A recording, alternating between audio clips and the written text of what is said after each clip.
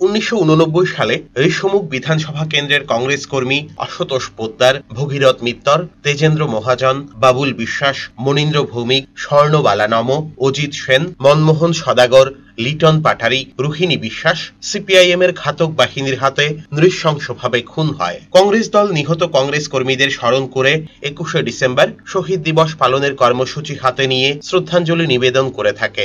এবছরও বাদ যায়নি। বিলোনিয়া ব্লক ও জেলা কংগ্রেসের পক্ষ থেকে শহীদদের প্রতি শ্রদ্ধা নিবেদন করা হয় এদিন। বিলোনিয়া মহকুমার বিভিন্ন জায়গাতে হয় কংগ্রেসের উদ্যোগে শহীদান দিবস। শহীদান দিবসের মূল অনুষ্ঠানটি হয় বিলোনিয়া 1 নং টিলার শ্রমিক স্মৃতিসৌধের সামনে। এদিনের আয়োজিত অনুষ্ঠানে উপস্থিত ছিলেন প্রাক্তন বিধায়ক দিলীপ চৌধুরী, ব্লক কংগ্রেসের সভাপতি অরূপ দেব, কংগ্রেস নেতা ভবতোষ ভৌমিক সহ অন্যান্য নেতা কর্মীরা।